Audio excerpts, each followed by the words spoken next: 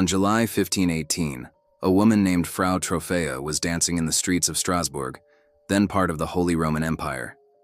She danced and she danced and she danced, and by the end of the month, an estimated 400 people had joined her in this strange, uncontrollable frenzy. It's one of history's weirdest mysteries, and I'm here to tell you about it. So Frau Trophea was just your average woman, or so it seemed. But one day she began dancing in the streets and she couldn't stop. At first it was just her, but within a week dozens of people had joined her. By the end of the month, hundreds more had too. It wasn't the kind of dancing that you and I might do to celebrate. Oh no. It was a frenzied, involuntary compulsion that led to exhaustion, dehydration, and heart attacks. Many simply collapsed and died, and it went on and on and on. Some estimates say it lasted for days, others for weeks. And when it was over, the death toll, well, nobody really knows. Some say it was in the hundreds. What on earth was going on? Well, the local authorities in Strasbourg had an idea.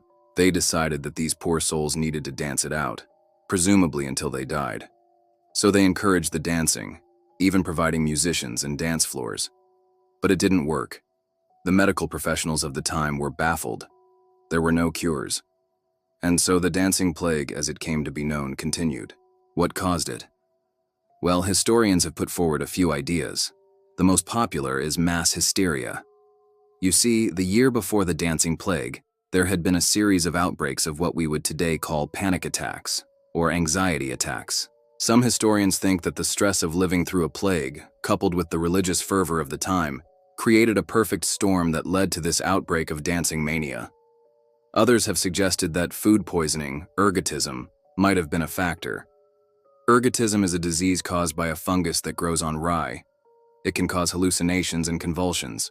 But while that might explain some of the symptoms, it doesn't really explain why so many people took up dancing as their primary mode of expression. There are other theories, of course. Some historians suggest that an undiagnosed medical condition, perhaps some sort of mass psychogenic illness, might have been to blame. Others have even suggested that it was an elaborate hoax. But none of these theories are perfect.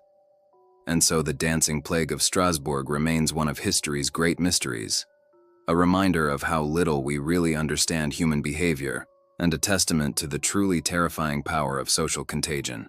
After all, when you think about it, what is the dancing plague if not a more intense version of something we've all experienced?